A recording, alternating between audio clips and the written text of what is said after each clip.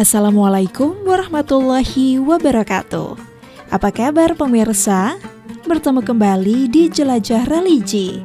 Kali ini kita akan menjelajahi tempat ibadah umat muslim yang ada di Jalan Patimura, Kelurahan Temas, Kota Batu, bernama Masjid Putih Darussolihin. Menghebohkan di tahun 2011-2012 bagi pengguna jalan dan wisatawan yang melintas di jalur Malang Batu ini tentu akan terheran-heran ketika melihat reklame yang terpasang dengan tulisan dijual masjid 1 juta per meter. Baliho besar terpampang di luar pagar masjid ini berhasil menarik atensi masyarakat dan diklaim sebagai mega marketing oleh takmir masjidnya. Usai pembangunan masjid dengan segala dinamikanya, kini reklame tersebut kembali terpasang dengan bertuliskan masjid dijual 3 juta per meter. Lalu, apa maksud dari tulisan tersebut ya? Megahnya bangunan masjid yang serba putih sesuai namanya ini menyimpan segudang sejarah di setiap sudut. Di balik ornamen dan dari pelaku sejarahnya akan bercerita secara utuh awal pembangunan hingga kini. Dari pro kontra hingga kebaikan di dalamnya, dari surplus donasi hingga prestasi-prestasi yang terpampang di dinding sekretariat. Bersama tim Jelajah Religi, yuk kita telusuri. Pemirsa, sempat viral di tahun 2011-2012, kini Masjid Putih Darussolihin dijual lagi dengan harga 3 juta per meter. Seperti apa penjelasannya? Mulai dari sejarah awal berdirinya masjid ini hingga sekarang sudah semegah ini. Berikut kita simak ulasannya di Jelajah Religi bersama saya Elfrina Rahma. Yuk telusuri. Pemirsa, saya bertemu dengan Pak Parno, pengurus takmir masjid yang mengabdikan dirinya untuk memakmurkan Masjid Putih Darussolihin. Disambut dengan hangat, Pak Parno mengajak saya berkeliling masjid, menceritakan keunggulan masjid dengan segala fasilitasnya, bercerita filosofi di balik bangunan Masjid Putih ini. Ternyata pemirsa, banyak sekali lika-liku yang dialami dalam proses pembangunan masjid hingga Pak Parno sempat dipanggil ke Polres Kota Batu akibat reklame bertuliskan dijual masjid 1 juta per meter yang dipasangnya kala itu. Diawali dari 1973, masjid ini berdiri di bekas pos penjaga milik Belanda. Abdurrahman Yusuf, seorang veteran asal Temas yang mewakafkan tanahnya untuk pembangunan masjid. Bismillahirrahmanirrahim. Assalamualaikum warahmatullahi wabarakatuh. Alhamdulillahirabbil alamin. Bisa bertemu dengan kru dari ATV Kota Batu. Semangatnya mudah-mudahan agropolitanya nggak hilang, walaupun sekarang sudah bergeser. Perkenalkan, kami Parno Mutakin. Di sini selaku nadir dari masjid ini, saya menerima wakaf dari almarhum Bapak Abdurrahman Yusuf selaku pendiri masjid pertama. Beliaunya seorang veteran. Masjid Darussolihin ini berdiri tahun 1973.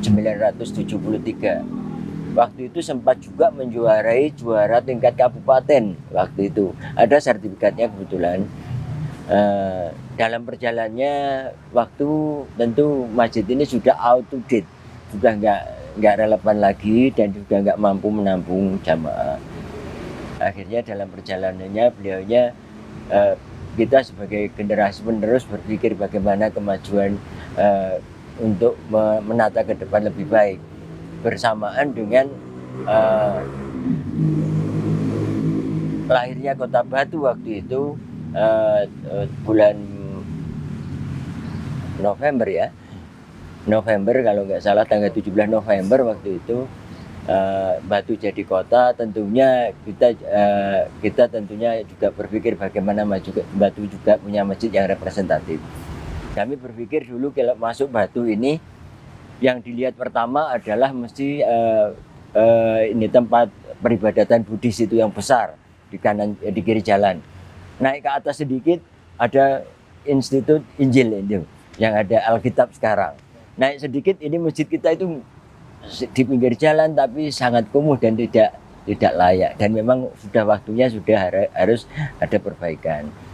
Nah waktu itu kami selaku waktu itu belum diserahkan ke kami selaku panitia renovasi pembangunan masjid. Waktu itu nutup jembatan ini yang sampai hari ini masih ada, maunya untuk memperlebar halaman. Tapi dalam perjalanannya kita punya sisa lebih, duit itu menghabiskan untuk jembatan itu waktu itu habis 37 juta. Namun kita dapat duit itu lebih dari itu. Justru kita punya saldo plus 98 juta, seingat saya. Kurang lebihnya segitu.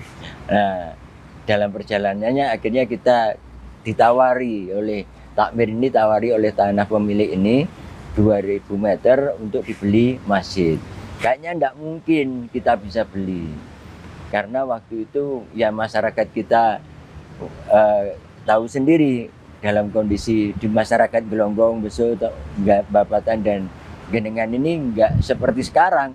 Cukup berat untuk biaya bertahan aja, bertani juga susah waktu itu. Awal-awal pasca reformasi ini susah. Petani tidak seperti kita harapkan waktu zamannya Soeharto. Nah, jadi agak berat. Akhirnya kita nggak mampu beli tanah ini 2000, kita hanya mampu beli 1000 meter. Itu pun paruan dengan orang, akhirnya 2000 meter, separuh untuk kita, separuh untuk orang lain. Kebetulan beliaunya Pak Haji Nurudin selaku sekarang ketua takmirnya. Ini yang sebelahnya ini. Alhamdulillah berjalan. Ini dipikul oleh swadaya masyarakat. Jadi waktu itu Pak Wali almarhum Imam Kabul, Wali Kota Batu, saya soani ke sana untuk saya ajak berpikir ini. Alhamdulillah waktu itu dengan biaya 350 juta yang harus untuk bayar tanah ini, kami panitia pembangunan ini dibantu oleh almarhum senilai 50 juta rupiah. Bersamaan juga untuk penyelesaian untuk pembebasan tanah balai RW di RW 7. Kebetulan waktu itu saya jadi RW. Jadi untuk balai RW itu 25 juta, yang 50 juta untuk masjid. Ya mudah-mudahan beliaunya diterima oleh Allah Subhanahu wa taala, yang menjadi amal ibadah beliau. Nah, dalam perjalanannya kita selain kita masih punya tanggungan 300 juta, kita mengumpulkan dari dana masyarakat per meter 350 bisa dicicil waktu itu. Alhamdulillah dalam waktu 1 tahun selesai. Nah, dalam waktu tahun selesai kita menyebar rekening memang. Tapi ternyata di rekening juga ada dana. Lumayan banyak waktu itu 190 sekian jutaan. Nah, panitia waktu itu dengan Pak Hasan Jumain kita sudah membentuk kepanitiaan, panitia pembangunan masjid. Nah, ketuanya Bapak Haji Hasan Jumain yang punya sate kelinci, terus bendaharanya Pak Haji Fanani yang punya sate hot plate, terus sekretarisnya Pak Muhammad Hadi.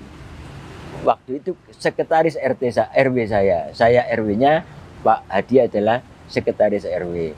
Nah, Pak Muhammad Hadi inilah yang menjadi sekretaris waktu pembangunan. Nah, dalam perjalanannya kita bangun setelah tanah bebas, alhamdulillah surat-surat sudah selesai, kita ngurusi MB. Masjid ini tidak melanggar, insya Allah nggak melanggar hukum. Saya orang lingkungan hidup, kebetulan saya vokal mesra waktu itu Forum Kajian Air dan Lingkungan menuju Selera Salam. Kami tetap memperhatikan RTH, ruang terbuka hijau. Bisa Anda lihat masjid kita ini lebih dari 30%. Kalau undang-undang ruang terbuka hijau maksimal 30%. Kalau ini bangunannya cuma kira-kira 30 meter persegi, tapi ruang terbuka hijaunya sekian banyak. Ini alhamdulillah selesai, IMB-nya sudah selesai, menara pun punya IMB tersendiri. Nah, akhirnya kita berkolaborasi dengan masyarakat. Tentunya saya selaku panitia, kebetulan saya penggali dana dalam panitia itu, saya berpikir saya sudah memberatkan warga saya, sudah bebaskan tanah ini dengan nyicil bersusah payah. Akhirnya waktu setelah berjalan satu kita letakkan batu pertama, kebetulan pas Jumat Pon seperti hari ini. Subhanallah, almarhum Edi Rumpoko meletakkan batu pertama masjid ini. Jadi masjid ini yang meletakkan batu pertama Bapak almarhum Edi Rumpoko. Al-Fatihah untuk beliau. Bismillahirrahmanirrahim.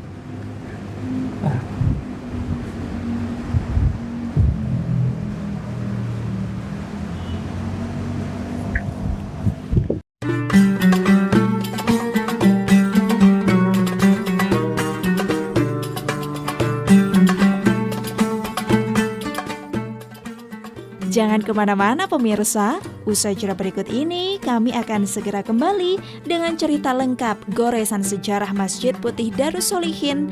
Tetaplah di Jelajah Religi, yuk telusuri.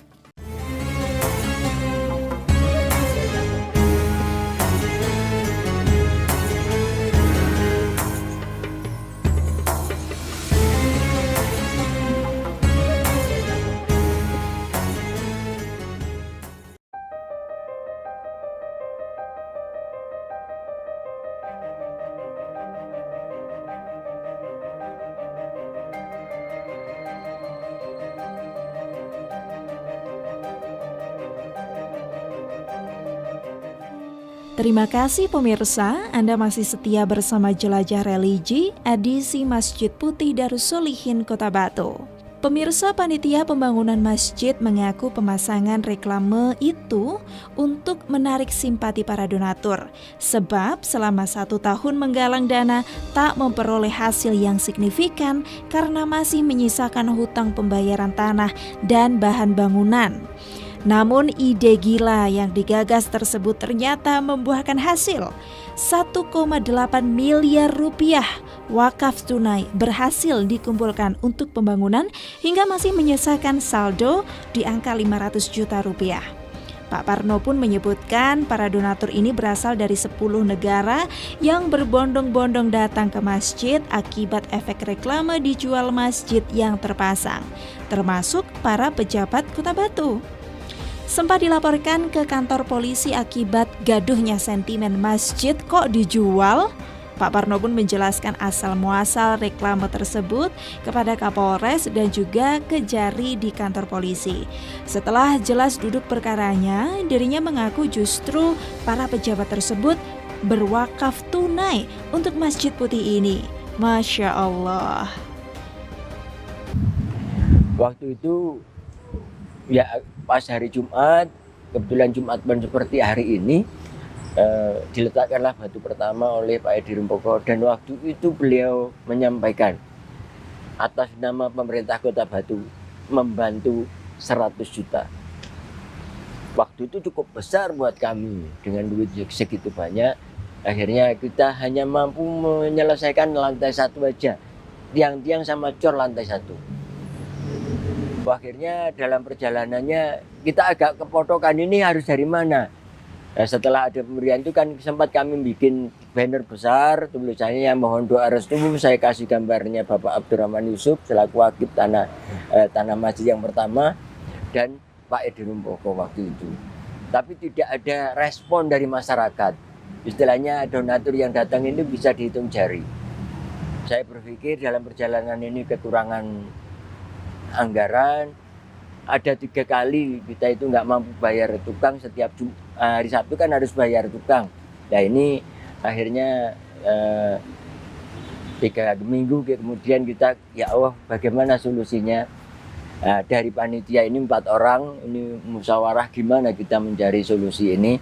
Akhirnya berdasarkan Quran Surat At-Taubah ayat 111, ini inspirasinya.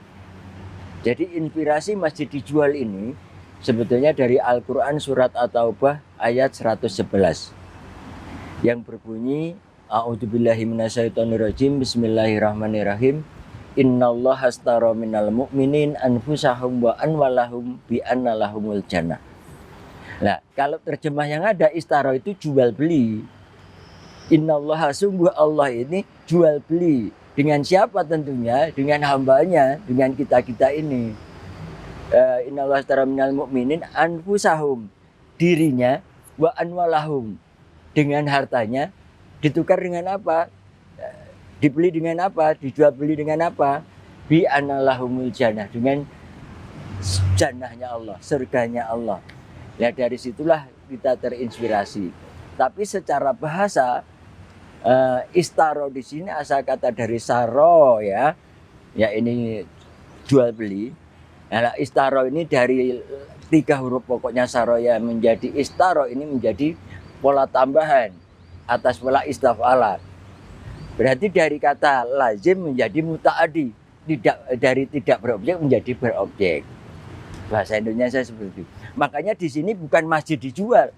Sebetulnya kalau kita mau jeli, ini dijual masjid. Jadi, kalau masjid dijual, mesti saya salah. Tapi kalau masjid dijual masjid, berarti ini kalimat pasif. Nah, untuk mengaktifkan harus diaktifkan dulu kalau pengen mencari objeknya. Nah, tentunya kalau pengen tahu keterangannya, ya fasohatul kalam al-maklum mahdhub, harus dikembalikan kepada yang bicara. Yang bicara Allah ya kembalikan kepada Allah. Kalau saya menulis dijual, bahasa saya ya jelaskan, saya yang akan jelaskan. Nah, tentunya terjadi polemik yang luar biasa.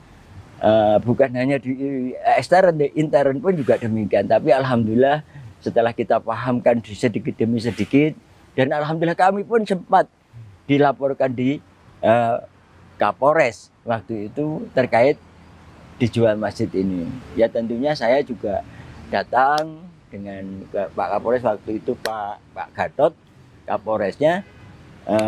Saya bawakan proposalnya, ternyata proposalnya juga ditandatangani Pak Edi Rumpoko kan.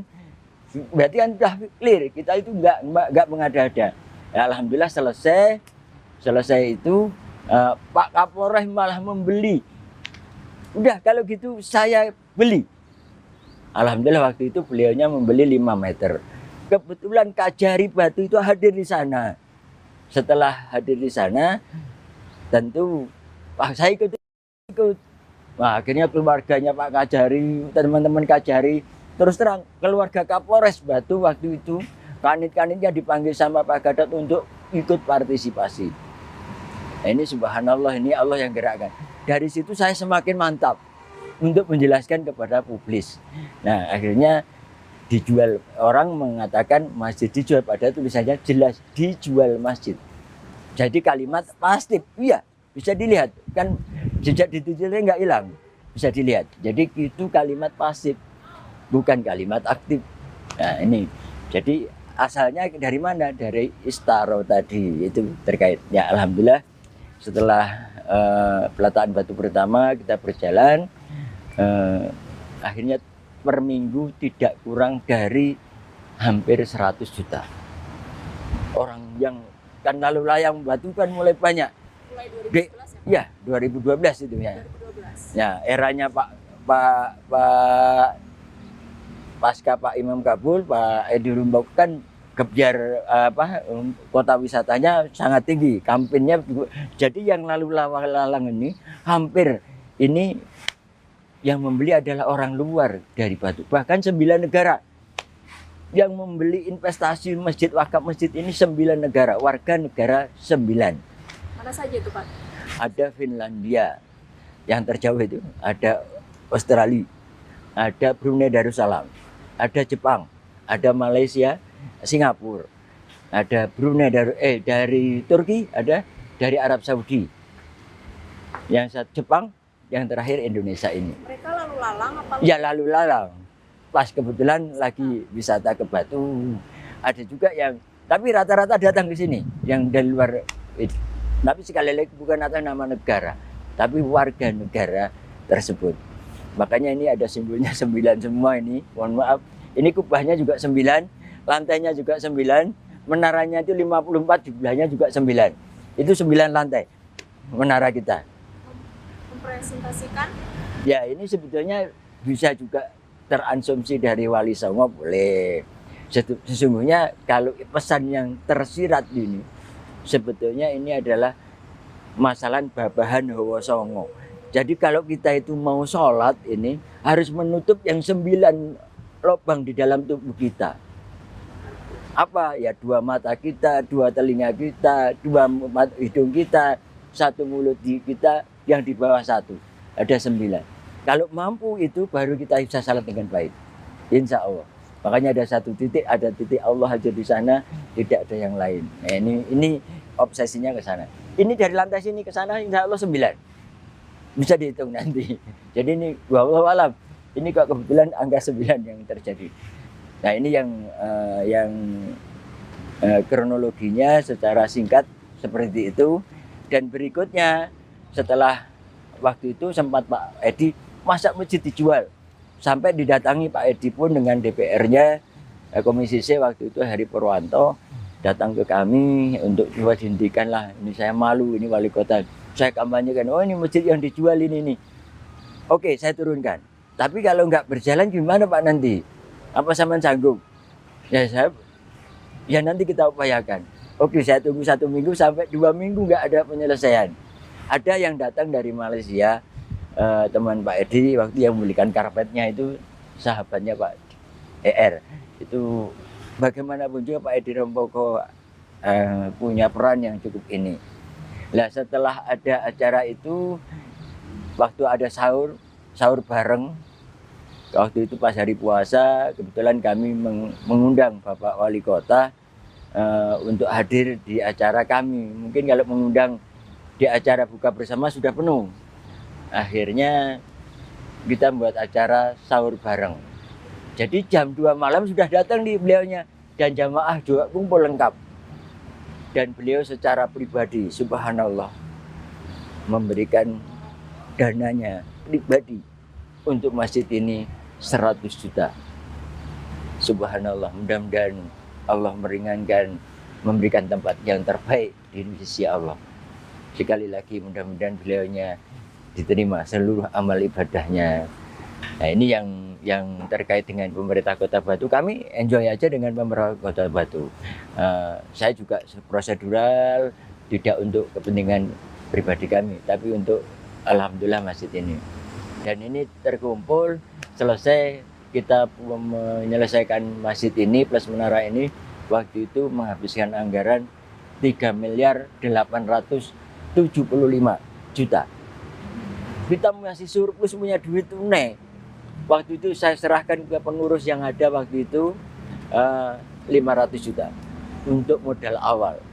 Saya serahkan, saya Nadir ada pengurus lagi, almarhum Bapak Arba'i, kebetulan beliaunya juga meninggal di dalam perjalanannya, belum sampai masa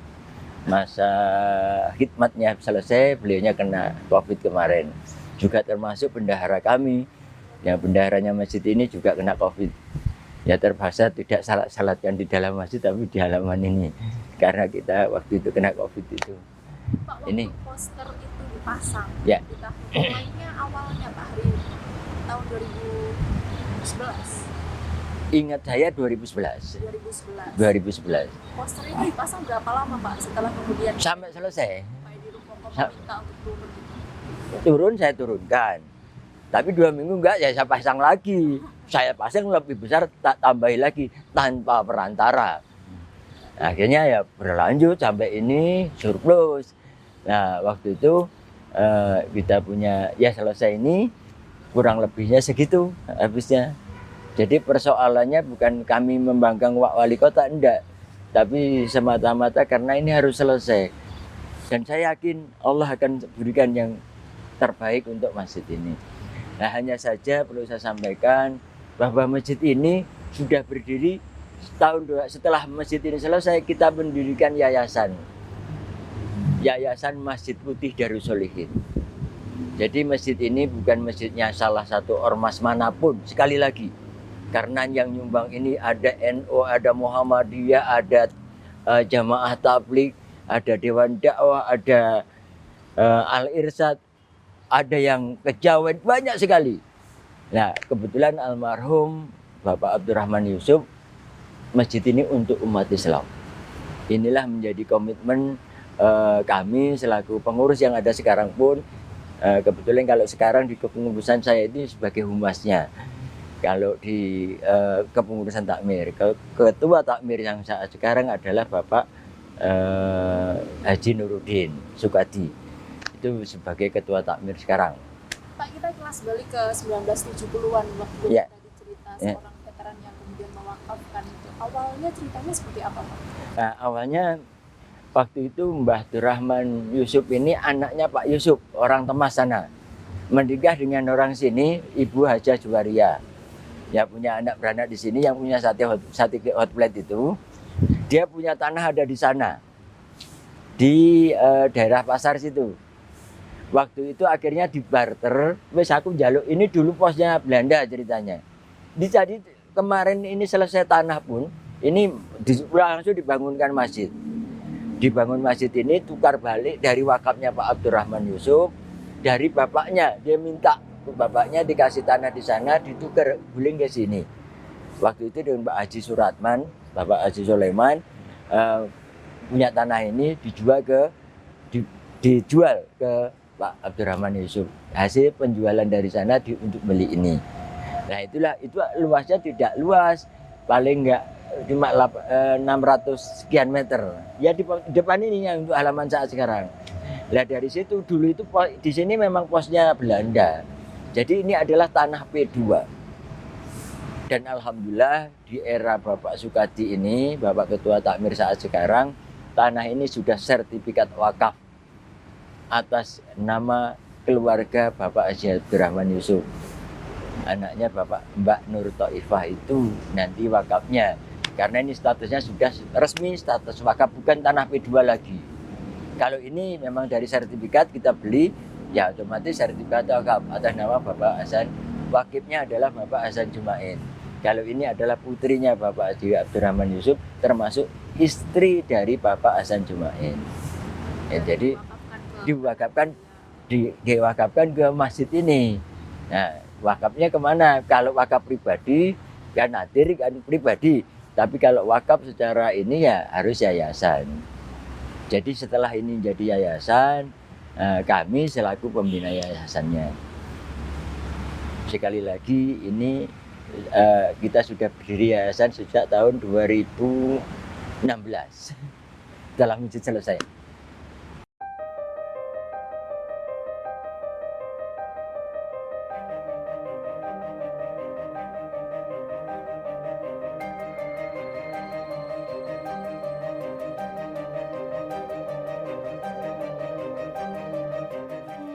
Kerap disalahartikan sebagai masjid dijual, Pak Parno pun mengaku tidak masalah dengan kalimat itu.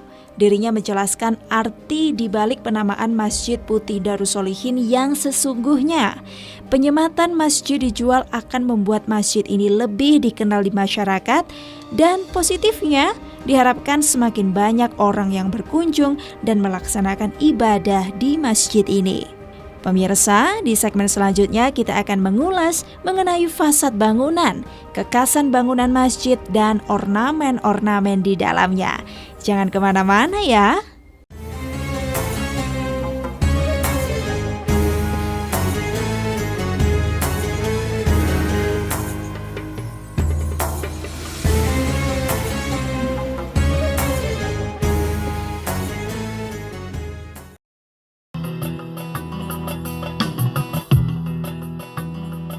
Terima kasih pemirsa, Anda masih bersama kami di Jelajah Religi.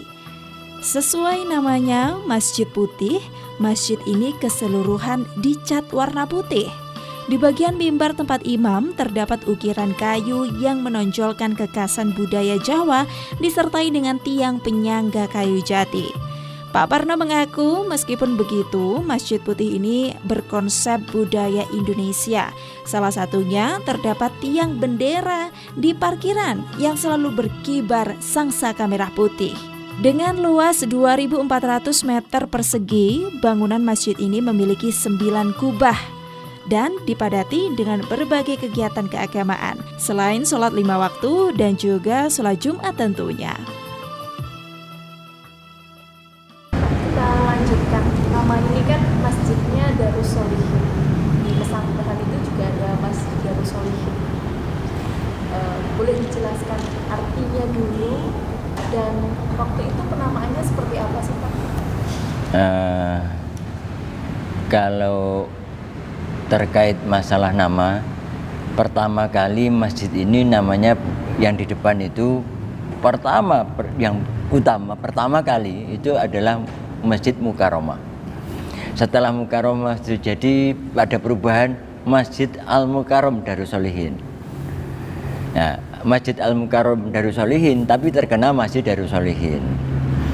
Nah, waktu itu ini didirikan tahun 73. Masjid Darussolihin yang dulu pernah juara tingkat kabupaten. Zamannya Pak Wiknyo, waktu itu saya kebetulan ada sertifikatnya. Jadi kita menjadi pemenang masjid terbaik, mungkin tapi bagus waktu itu, tidak seperti saat sekarang. Waktu itu diketuai oleh Bapak Abdurrahman Yusuf itu selaku wakib dan selaku senadirnya waktu itu.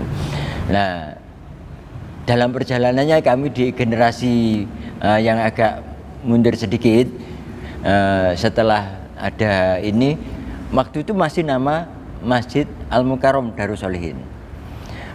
Dalam perjalanannya saya itu kadang malu kalau ke Pemkot ini. Yang sering mendapatkan fasilitas itu adalah Masjid Darussolihin Bapak almarhum Rifai. Padahal Masjid Darussolihin lahirnya dulu di sini. Nah, di sana itu kalau di sana dulu warnanya full warna hijau. Atau itu tergantunglah waktu itu yainya Pak Lurah Pak Rifai almarhum. Kebetulan juga teman saya mendirikan LMDH. Jadi pendiri LMDH itu Bapak Haji Rifai dan almarhum Bapak Daun dan bersama saya. Itu lembaga masyarakat desa hutan yang sekarang sudah tingkat nasional itu. Sekarang wallahu alam, saya sudah nggak ngurus itu. Untuk mengantisipasi ini kita harus ada beda, Mbak. Waktu itu Pak Abdurrahman Yusuf selesai jadi masjid ini, masjidnya kan belum ada nama Masjid Darussolihin. Alhamdulillah beliau masih hidup. Waktu itu saya membuat tulisan masjidnya biar sepakati waktu itu sebelum bangun masjid ini satu warna, maksudnya warna catnya. Kalau isinya bermacam-macam warna, Bhinneka Tunggal Ika ada isinya. Tapi catnya waktu sebelum, tolong tidak boleh komen atau usul gambar berjalan, tidak boleh.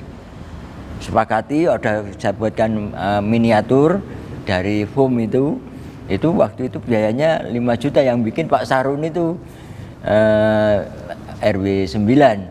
Nah, itu yang membuat sempat dikarak juga ke kampung waktu acara hari raya itu loh, takbir keliling. Sempat dikelilingkan juga itu waktu itu. Jadi warnanya putih. Jadi akhirnya jadi warna putih semua, bagus. Bah, kalau gitu biar etnik beda nih, Mbah.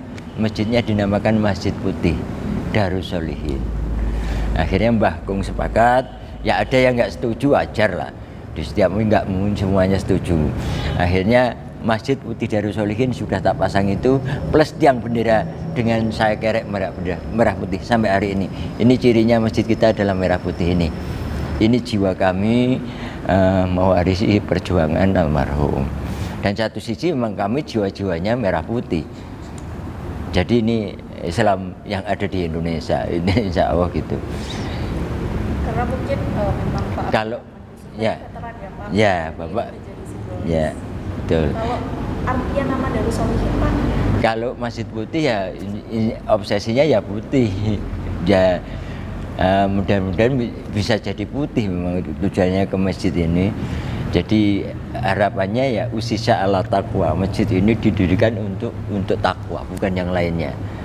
Nah, Darussolihin ini, Darus ini ada Darul itu rumah, Solihin adalah orang-orang yang soleh. Jadi ini masjid putih, tempatnya orang-orang, rumahnya orang-orang yang soleh. Seperti kita sholat. Tempatnya orang-orang yang soleh. Ya. Sampai sekarang berarti namanya tetap Masjid Putih Darussolihin, ya. Setelah tahun 2000 ini selesai, tahun 2016 kita mendirikan yayasan. Karena kalau nadir ini pribadi-pribadi, kalau nadir organisasi yang punya kelembagaan hukum, satu-satunya yayasan. Kalau yayasan ini adalah sudah ada aturan main, bagaimana hak dan kewajiban nadir, hak bagaimana pengelola dan yang lainnya. Nah, setelah 2016 kita dapat wakaf lagi di sebelah ini, kurang lebih 600 meter. Apa obsesinya? Kita punya pemikiran kalau ini tempatnya sudah, bagaimana untuk tempat untuk meningkatkan sumber daya insan yang ada di lingkungan ini, khususnya umumnya ya untuk semua. Nah, untuk ini kita sepakat mendirikan pondok tahfidz Al-Quran plus Darus Sholihin. Namanya pondok tahfidznya Darus Sholihin. Kalau yayasannya Masjid Putih, masjidnya sesuai nama masjid. Jadi yayasan ini menaungi masjid ini bersama ini. Jadi pondok itu ya tidak lepas dengan masjid, satu kesatuan. Pak Parno sebagai takmir, ini kan viralnya masjid dijual Pak. Jenengan dan teman-teman mungkin ya merasa keberatan tidak Pak? Dan masyarakat pelabeli Masjid Putih Darus Sholihin ini terkenalnya sebagai masjid dijual. Ya nggak masalah. Jadi istilah dijual ini kan kalau mereka paham, saya yakin tidak. Tapi yang nggak paham ya terjadi pro kontra sama. Justru kami sempat dilaporkan juga loh di Kapolres Kota Batu waktu itu. Waktu itu Kapolresnya Pak Gatot. Waktu itu saya dipanggil. Saya langsung kebetulan tidak ketemu kanitnya, langsung kepada Pak Gatot. Ya saya jelaskan secara rinci ini dan persoalannya. Akhirnya Pak Gatot malah membeli. Oh, kalau gitu saya malah investasi, tiada henti, ikut membeli. Saya mau surganya Allah kan itu. Ini ada poster lagi Pak Ya. di depan. Ya. Boleh dijelaskan itu Pak? Tulisan dijual lagi masjid. Karena ini adalah satu kerangkaian kegiatan yang tidak terpisahkan dengan masjid. Jadi pondok ini adalah kegiatan masjid, bukan di luar pondok. Justru pondok ini adalah kegiatan masjid. Dulu kan pernah dijual, sekarang dijual lagi. Tapi kalau dulu 1 juta per meter, sekarang ini 3 juta. Waktu tahun 2012 bangun itu 1 meter cukup 1 juta. Dulu waktu itu pasir itu harganya cuma 140, maksimal 200. Sekarang 2.100.000. Makanya ini kalau dilihat ini sudah naik semua.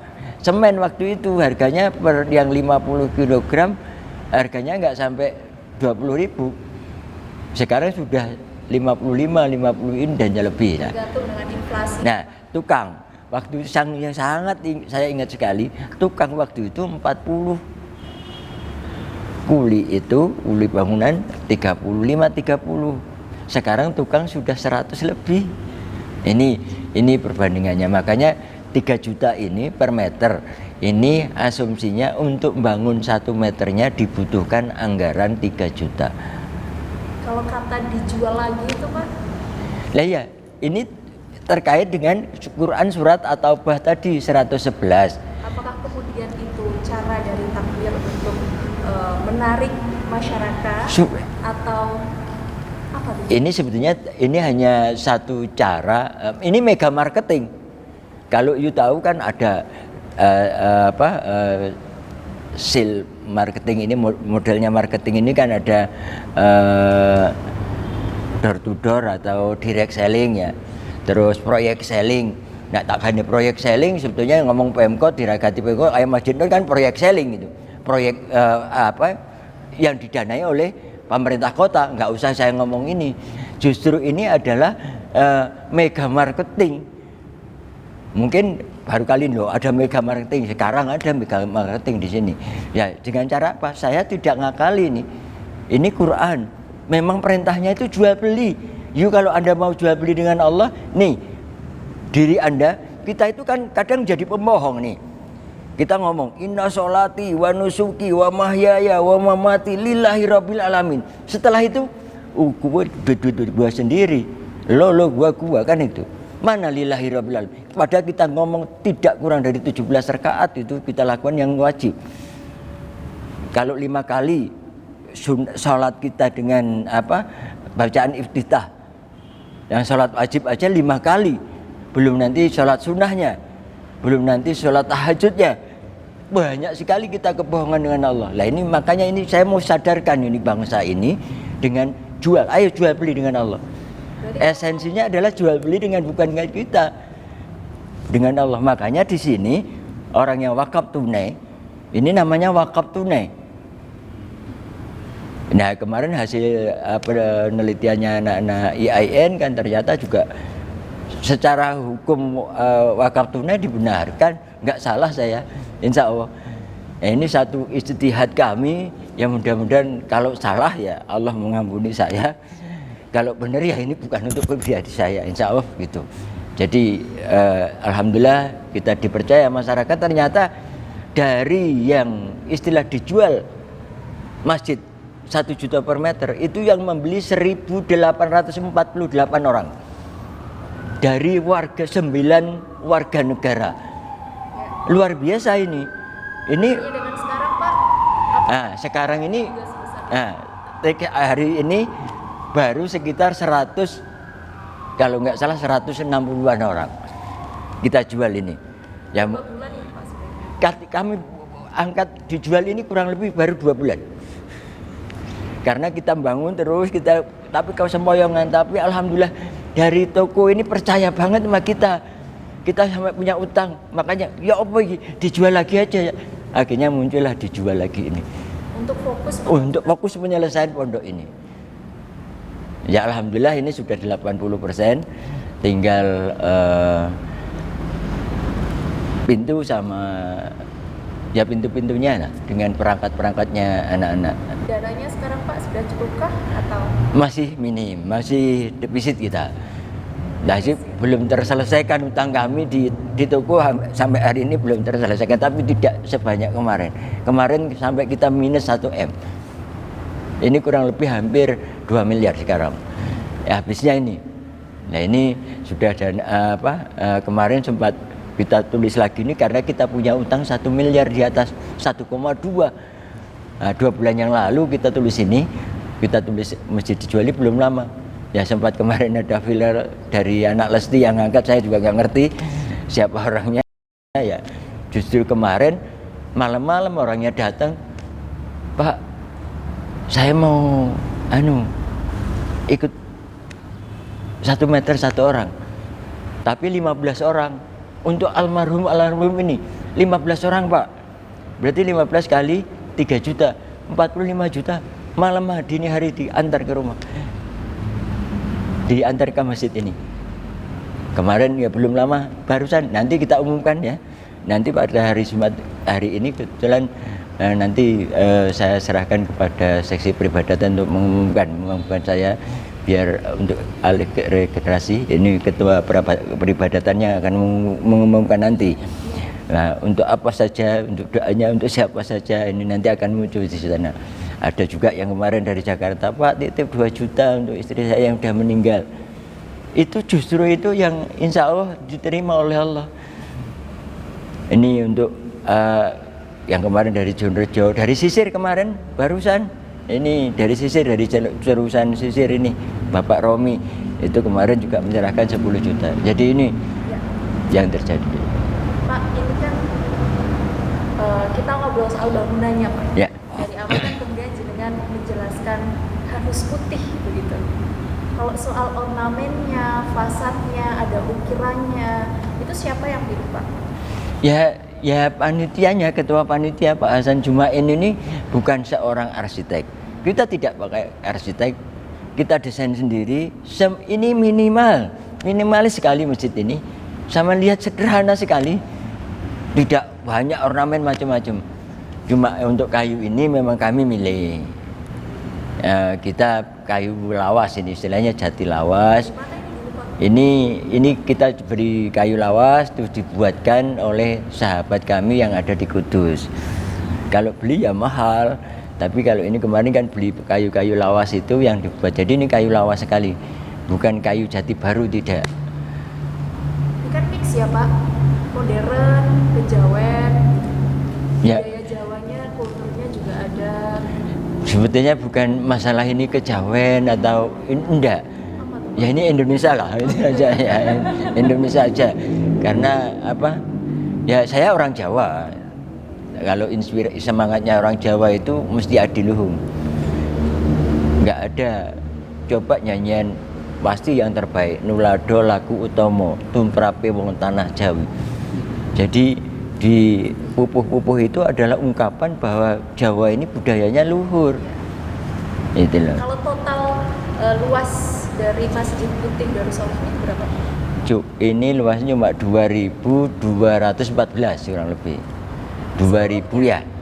2.214 meter. Dengan total luas yang begitu besar gitu ya Pak. Kegiatannya apa saja sih Pak yang ada di masjid ini? Kalau kegiatan masjid, kalau yang di masjid ini konsentrasi di peribadatan ya. Tapi sesungguhnya setiap kegiatan di masjid, walaupun yang nyapu pun sebetulnya peribadatan. Perlu dicatat, tidak ada yang tidak ibadah. Hanya dalam rangka iyyaka na'budu wa iyyaka nasta'in, bukan yang lainnya. Kalau yang lainnya mesti nggak dapat apa-apa, itu pasti. Jadi kegiatannya malam Ahad itu ada kajian Al-Hikam oleh Bapak KUA John Rejo, kalau ingat Pak Siva. Terus ada nanti hari Ahad pagi ini adalah Quran bil Quran. Jadi yang dibacanya Quran, terjemahnya Quran, dari Quran menjelas Quran. Jadi suratun anjalnaha wa faradnaha ayatin bayinatin. Jadi Quran ini saling jelas menjelaskan antara satu dengan yang lain, terikat sekali. Contoh ini, coba kita membaca Bismillahirrahmanirrahim. Ini kita sudah membuka semua Al-Quran sesungguhnya. Karena apa? Bismillah ini adalah inti dari Al-Fatihah. Nah, Al-Fatihah itu induknya Ummul Kitab. Ya sab'an minal masani, Bismillahirrahmanirrahim ayatus sabi'ah. Jadi Bismillah itu intinya. Jadi kalau kita mau Bismillahirrahmanirrahim, sebenarnya damai negeri ini. Tapi kan kita ngomong Bismillah, tapi implementasi nggak pernah Bismillah. Nah, Bismillah di sini bagaimana plusnya nanti? Ya dieja nanti B ini apa, harfun apa, oh harful jar ini dan seterusnya. Kenapa kok ismun? Nah, ini hubungannya dengan surat Al-Baqarah 30 wa alama adama asma dan yang lain. Ar-Rahman hubungkan dengan surat Ar-Rahman. Apa itu Ar-Rahman? Alamal Quran khalaqal insan dan seterusnya. Ar-Rahim rohama'u bainahum asida wal kufar. Indah sekali sebenarnya. Intinya di Al-Fatihah. Makanya Al-Fatihah itu adalah induk Quran. Nah, keterangannya surat panjang dan nanti kesimpulannya di surat pendek. Sebetulnya subhanallah, nanti plusnya di sini yang mungkin tidak pernah diajarkan di pondok yang lain.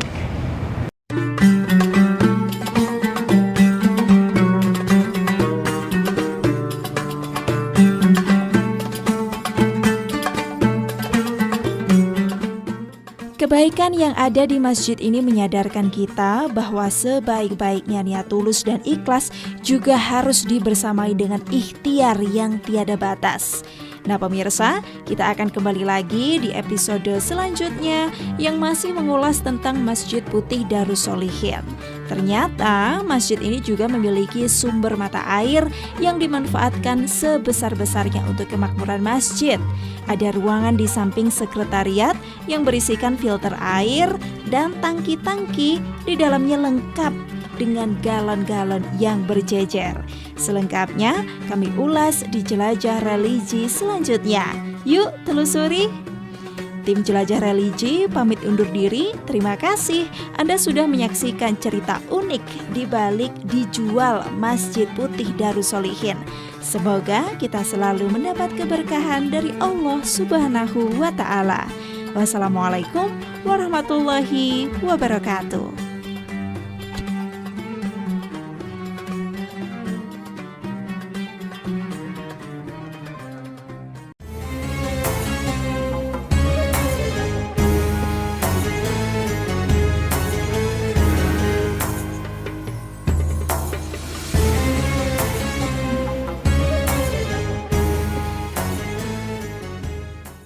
Pemirsa, sempat viral di tahun 2011-2012. Kini Masjid Putih Darus Sholihin dijual lagi dengan harga 3 juta per meter. Seperti apa penjelasannya? Mulai dari sejarah awal berdirinya masjid ini hingga sekarang sudah semegah ini. Berikut kita simak ulasannya di Jelajah Religi bersama saya Elfrina Rahma. Yuk telusuri.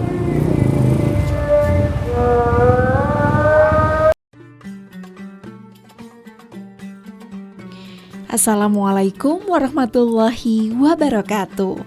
Apa kabar pemirsa? Ketemu lagi di Jelajah Religi. Dan kali ini kita akan menjelajahi tempat ibadah umat muslim yang ada di Jalan Patimura, Kelurahan Temas, Kota Batu, bernama Masjid Putih Darus Sholihin. Masjid Putih Darus Sholihin yang berada di Kelurahan Temas ini menjadi salah satu masjid yang kerap jadi jujukan wisatawan dari berbagai daerah karena banyak wisatawan yang merasa nyaman beribadah di sini.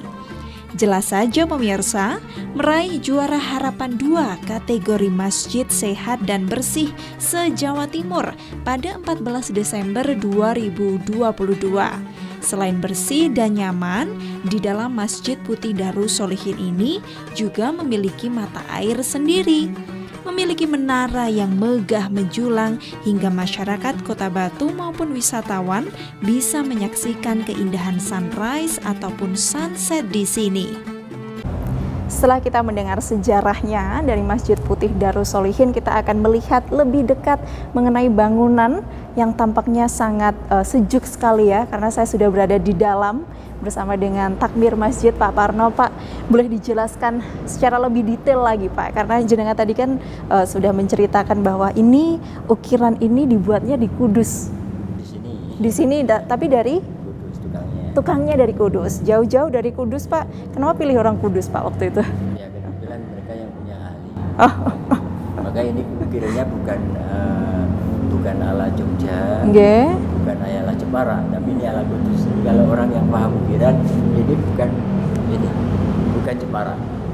Ini adalah motif Kudus. Karena Sunan Kudus yang ada di sana itu terinspirasi dari orang sana. Inspirasinya dari sana.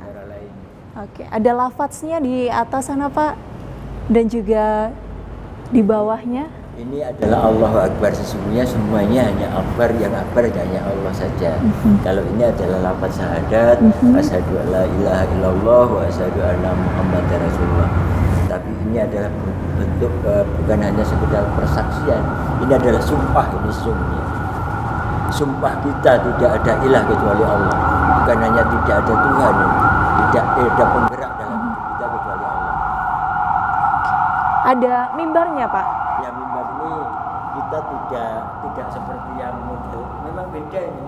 Boleh lihat lebih dekat ya Pak? Ini ya ini pokoknya ya kebetulan saya waktu itu ini wakaf dari Bapak Haji Wahab, mebel Jepara. Nah, mebelnya ini orang Jepara yang bikin. Oke, kalau ini Kudus, ini orang-orang Kudus. ini Jepara. Orang Jepara. Ini adalah wakaf pemberian dari Bapak Haji Wahab, mebel Jepara yang ada di lingkungan sini kebetulan. Kalau beserta ininya. Jalannya Mbah Rahman.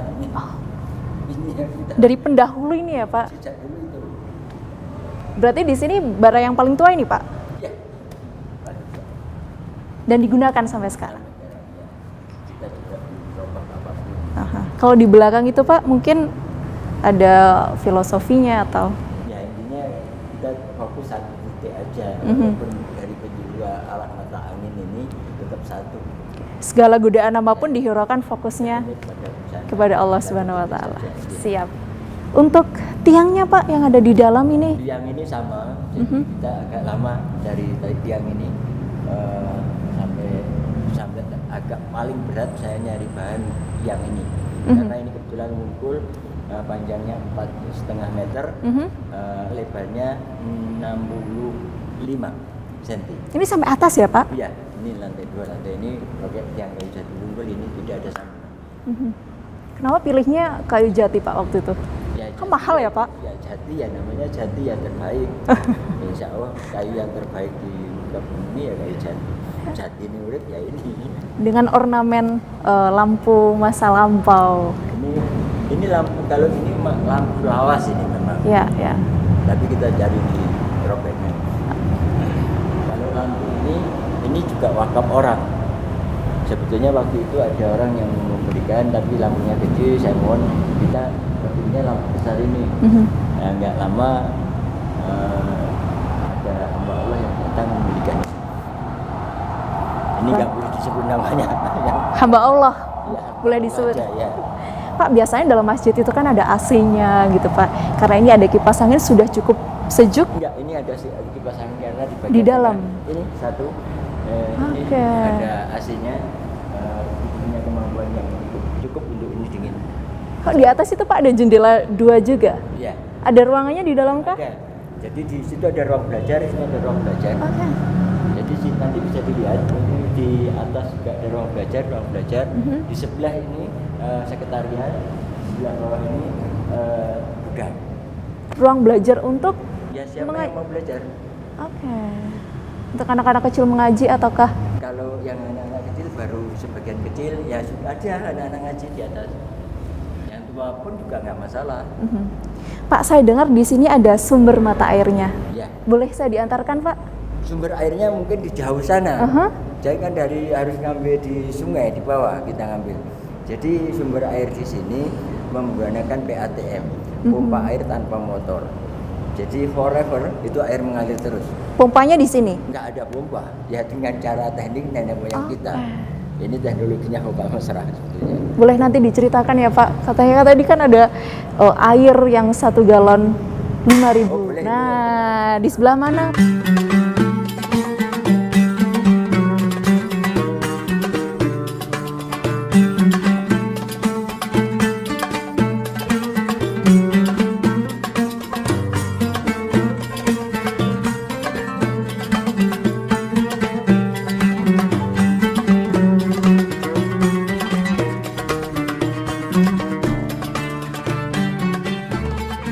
Boleh dijelaskan ini Pak, teknologi untuk apa ini?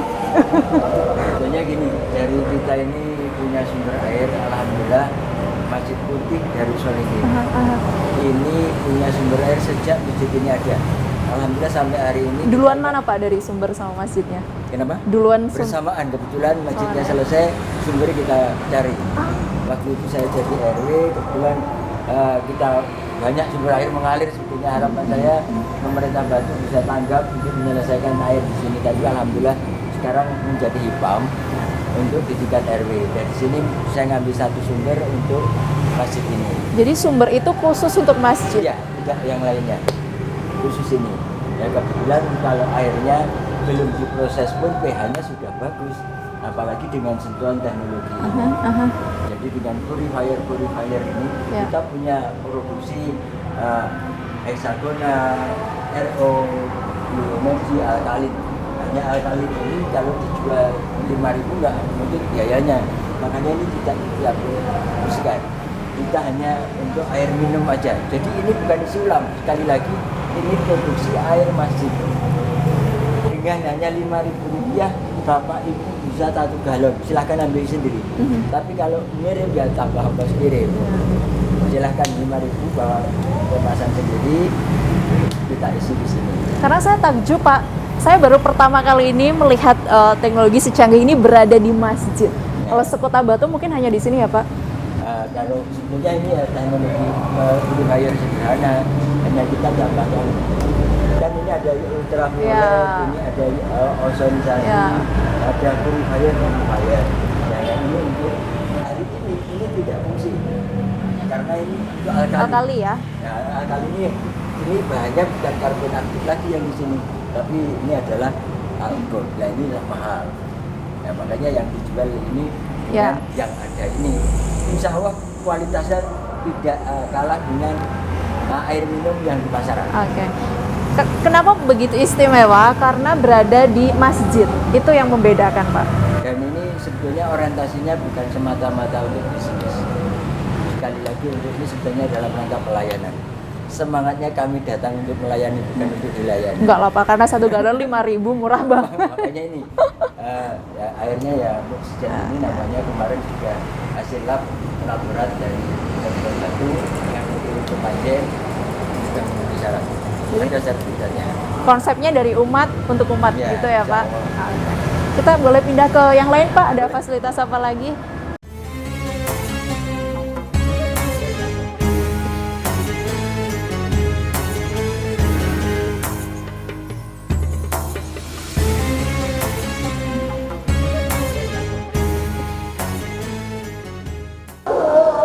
Ya, ini ada wisata nih pemirsa sebelum kita menuju ke pondok, kita melewati beduk nih Pak, sama Ya. kentongan ya Pak. Ya. Nah, boleh diceritakan nih Pak, ini mulai dari pertama berdiri, udah ada ini atau? Bukan, ini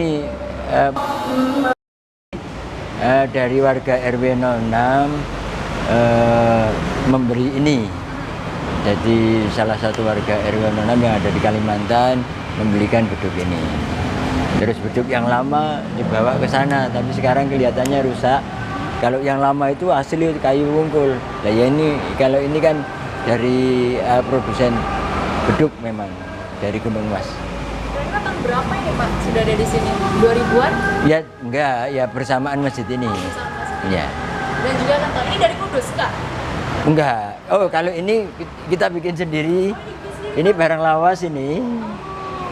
Kita desain sendiri. Ini tukangnya Pak Wahab juga kita nggak berbayar. Ini kita bikin sendiri. Kalau ini bikin sendiri. Kalau ini kayu lawas ini. Mulai dari awal udah ini ya Pak? Bukan. Oh, ada lagi? Ya ini lawas banget, tapi kita poles sedikit, kita bentuk lah. Awalnya ya cuma belundus gitu aja. Ya ini, ya kita bentuk itu sendiri. Suaranya bagus ini. Dua benda ini saksi peribadatan yang ada di Masjid Putih gitu ya Pak? Kalau saya bukan seksi peribadatan. Apa itu Pak? Saya humasnya sebetulnya di sini. Ini kita menuju ke Tempat wudhu wanita, ini tempat wudhu pria. Mungkin bisa mau dilihat boleh. Ini tempat istirahat perempuan. Jadi khusus untuk perempuan. Laki-laki, Mbak itu sih mencek Mbak. Jadi kita lewat siapkan sini ini. ya Pak berarti ya? Ya ini untuk perempuan. Sebelah sana laki-laki. Ya. Nah ini informasinya, ini maksudnya bersih di sini, bersih hatinya. Disemangati man atakallah biqalbin salim. Dengan hati yang bersih, insya Allah cepat kaya deh. Kalau pengelolaan sampah di sini seperti apa nih Pak? Kita tetap dikelola sampah, kita kajian sampah. Ya sampahnya itu sudah, tempat sampah itu sudah kurang lebih ya hampir 10 tahun lebih. Sejak awal kita belum pernah beli. Ya sih sebetulnya kemarin Pak Lurah juga mau ngasih, dari KLH juga pernah ngomong, tapi juga nggak ada yang datang. Ya sebetulnya kalau kita ini menjadi tempat wisata yang paling banyak kunjungan, mungkin masjid ini juga banyak kunjungan dari wisatawan. Tapi saya sebetulnya kepinginnya ada tempat sampah, ada 3, ada yang organik, ada yang non-organik, ada yang tidak bisa diolah lagi ya, ini. Berarti sekarang Masjid Putih Darussalim membutuhkan itu. Tempat sampah sebetulnya. Nah, Ini insya Allah dengan sampai hari tayangan ini kan ke depan semoga ada. Ya mudah-mudahan Pak Walinya ini. Sebetulnya saya berharap ke KLH-nya. Ya. Bukan urusannya Pak Wali, sebetulnya untuk urusan tempat sampah ini. Siap.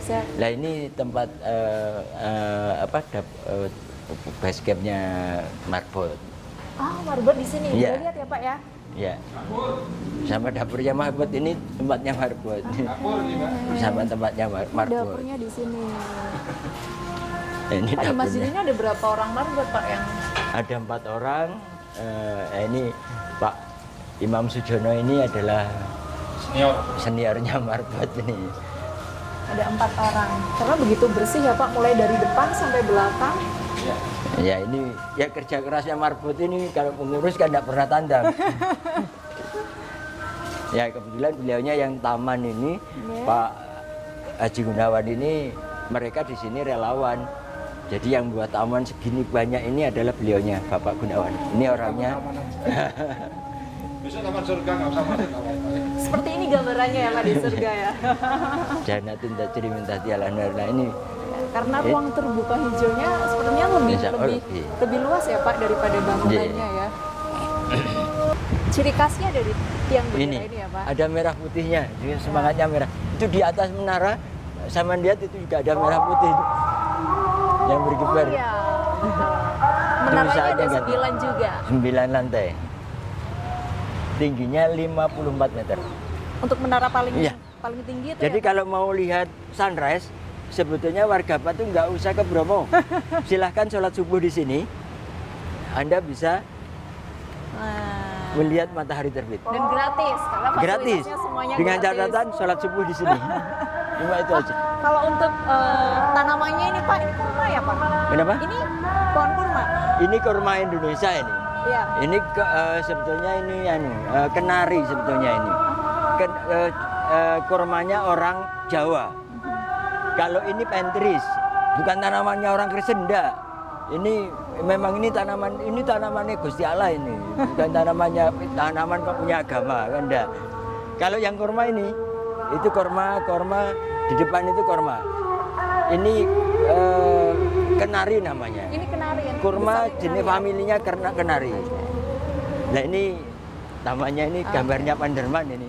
Ini miniaturnya Panderman. Parkirannya luas ya Pak. Ya lumayan.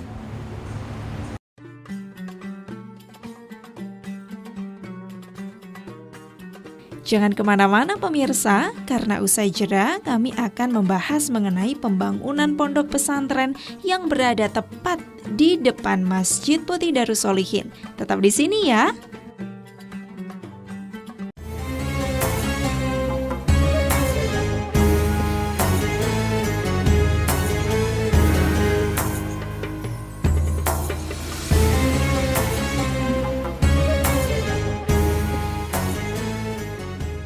Terima kasih pemirsa masih setia di Jelajah Religi. Yuk telusuri. Yayasan Masjid Putih Darussolihin kini tengah membangun pondok tahfidz Al-Quran Darussolihin. 3 lantai di atas tanah wakaf seluas 325 meter persegi yang diperkirakan menelan anggaran sebesar 3,5 miliar rupiah. Saya dibuat takjub dengan semangat para pengelola yayasan yang ingin memberikan tempat menimba ilmu akhirat bagi saudara-saudara umat muslim. Pembangunan pondok ini merupakan bagian dari usaha takmir masjid serta masyarakat untuk memakmurkan masjid.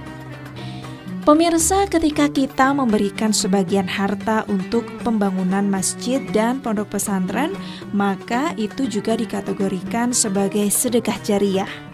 Pahala kita akan terus mengalir di dalamnya, bahkan ketika kita telah wafat. Masya Allah.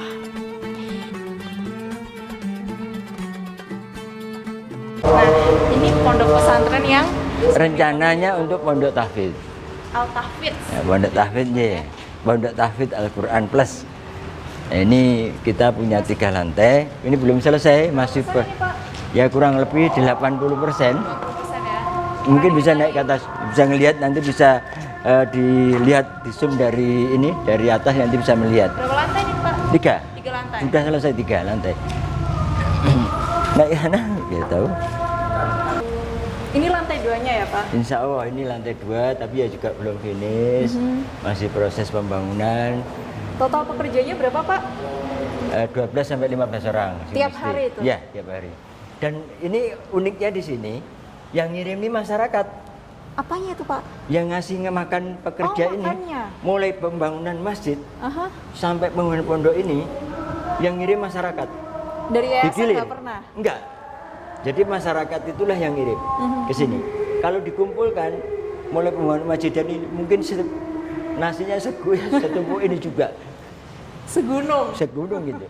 Makanya saya ucapkan terima kasih sekali kepada warga RW 06, RW 07, wabil khusus untuk pondok ini, khususnya warga RW 07 yang ngirim ini adalah warga RW 07. Kalau lantai 2 rencananya digunakan untuk apa ini Pak? Ini kan tempatnya anak-anak juga nanti. Ini kan ada kamar-kamar ini nanti. Oh di sini ya? Ya, sudah ada Tidurnya di kamar. sini berarti Ya. ya Pak? Kita sudah siapkan kamar mandinya. Ini belum selesai, ini hampir selesai. Ini kamar mandinya. Ya. Tidurnya di sini ya Pak? Ya, ini. Oke. Ini juga kamar mandi, kamar tidur anak-anak. Oh ini apa nih Pak di tengah nih? Ini nanti untuk sirkulasi udaranya. Ini nanti sirkulasi udara sampai atas. Ah, di railing gitu ya Pak sininya ya. Nah ini nanti kalau punya duit ya Pak selip, nggak sehat tapi. Nah itu kamar mandi juga, ini ada kamar nanti kamar tidur juga anak-anak. Ini ada kamar tidurnya, kamar mandi dalam juga. Khusus Di sini untuk juga 40 orang tapi ya Pak? iya maksimal 40 anak aja. Kalau digratisin kadang malah nggak mau. Tapi kalau berbayar mahal, nggak tahu ini apa sudah terjadi pergeseran. Ya, Kalau bayar sekian kan malah penuh. Nah kita ini insya Allah hanya terima siswa lulusan SLTA. Khusus Kota Batu atau boleh dari mana? Seluruhnya, pokoknya kapasitas saya yang daftar pertama itulah yang masuk. Ada kriterianya tidak Pak? Gampang, punya kemauan mau hidup dengan Quran. Mau kemauan hidup Mau dengan Quran? Kalau hanya sekadar untuk hidup hidup dengan Quran jangan, tapi menghidupi Al-Quran. Mau hidup dengan Quran, oke, ngaji. Syaratnya punya setoran juz 30. Syarat utama itu? Ya, cuma itu aja uang pangkalnya. Lulus SMA laki-laki. Nggak perlu UKT berupa rupiah, benar? Enggak ada. Juz 30 ya Pak? Ya. Rencananya kapan Pak dibuka rekrutmen? Wallahualam ini nanti kalau ini belum selesai, ini saya belum bisa berpikir. Ini 80 kayaknya ya kurang lebih ya. Ini ya 80 belum nyampe ini. Ya 75, 78 lah ini persennya. Insya Allah setelah lebaran Insya Allah dikejar selesai. ya Pak? Insya Allah selesai. Nah nanti kita punya rotop di atas. Boleh kita lihat Pak? Nah, untuk main-main kita, main-main anak-anak nanti. Ya bukan anak. Berada di lantai 4 pondok pesantren yang ada di Masjid Putih Darussolehin bersama dengan takmir masjid 9 kubah di belakang sana Pak. Ya, insya Semoga Allah. filosofi-filosofi yang kemudian diikhtiarkan dari takmir masjid Insya Allah. terlaksana dari umat untuk umat karena Insya Allah. banyak sekali fasilitas-fasilitas yang Semuanya luar gratis. biasa Semuanya di Masjid gratis. Putih dan semuanya gratis. Ada air mujizat tadi, ada pondoknya untuk tahfidz, kemudian air wudhu, kebersihannya terjaga, ruang hijaunya luar biasa. Dari takmir sendiri Pak, ada yang disampaikan kepada masyarakat mungkin terkait dengan dijual lagi ini Pak? Saya mengucapkan terima kasih yang sebesar-besarnya, wabil khusus kepada para wakif yang telah mewakafkan sebagian hartanya untuk pembangunan pondok tahfidz ini beserta masjid ini. Total yang ada saat sekarang sekitar kurang 160-an untuk pembangunan orang ya tentang pembangunan pondok tahfidz ini, dan kalau untuk pembangunan masjidnya 1.848 orang dari 9 warga negara di belahan bumi ini. Alhamdulillah saya hanya bisa mengucapkan terima kasih. Mudah-mudahan semua amal ibadahnya diterima oleh Allah Subhanahu wa taala. Dan tidak lupa juga mengucapkan terima kasih yang sebesarnya kepada pemerintah Kota Batu. Wabil khusus almarhum Bapak Imam Babul, Bapak Edi Rumpoko almarhum, dan Ibu Dewanti. Kalau Masjid Putih Darussolehin ini diletakkan oleh Bapak Bapak Haji Edi Rumpoko almarhum. Kalau pondok tahfidznya ini diletakkan batu pertamanya oleh Ibu Dewanti Rumpoko. Dan tentunya untuk pondok ini dibantu oleh Pemkot Batu senilai 50 juta rupiah. Kalau masjid ini dibantu oleh Pemkot Batu senilai 100 juta rupiah. Kalau pribadi Pak Edi Rumpoko sendiri itu adalah 100 juta. Mudah-mudahan amal beliau diterima oleh Allah. Amin, amin. Hati niat sholihah bisawati Rasulullah, para almarhum dan almarhumah yang telah mewakafkan hartanya untuk masjid ini, mudah-mudahan mendapat syafaat dari Allah Subhanahu wa Rasulullah dan diampuni segala kesalahannya oleh Allah Subhanahu wa taala. Al-Fatihah. A'udzubillahi minasyaitonirrajim. Bismillahirrahmanirrahim. Alhamdulillahirabbil alamin arrahmanirrahim maliki yaumiddin. Iyyaka na'budu wa iyyaka nasta'in ihdinas siratal mustaqim siratal ladzina an'amta 'alaihim ghairil maghdubi 'alaihim waladdallin. Amin. Terima kasih sekali lagi, ada kurang dan lebih sekali lagi mohon maaf. Bila taufiq wal hidayah wa ridha wa hidayah. Wassalamualaikum warahmatullahi wabarakatuh. Waalaikumsalam warahmatullahi wabarakatuh. Dan tentunya terima kasih banyak kepada masyarakat Kota Batu yang juga telah menyumbangkan sebagian hartanya untuk pembangunan, kemegahan dan kemakmuran Masjid Putih Darussolehin. Semoga kita bisa bisa selalu mengambil kebaikan dari setiap sudut yang ada di Masjid Putih Darussolihin. Saya Elvina Rahma, pamit undur diri. Kita ketemu lagi di Jelajah Religi selanjutnya. Yuk telusuri. Wassalamualaikum warahmatullahi wabarakatuh. Sampai jumpa. Terima kasih, Pak. Masjid dan pondok pesantren selalu diisi oleh orang-orang soleh dan dijadikan sebagai tempat untuk menimba ilmu agama. Jika manusia mati, maka terputuslah amalnya kecuali 3 perkara. Pertama, sedekah jariah. Kedua, ilmu yang diambil manfaatnya. Dan ketiga, anak soleh yang selalu mendoakan orang tuanya. Hadis riwayat Muslim. Tim Jelajah Religi pamit undur diri. Terima kasih Anda sudah menyaksikan cerita unik di balik dijual Masjid Putih Darussolihin. Semoga kita selalu mendapat keberkahan dari Allah Subhanahu wa Ta'ala. Wassalamualaikum warahmatullahi wabarakatuh. Ketemu lagi di Jelajah Religi episode selanjutnya. Yuk telusuri.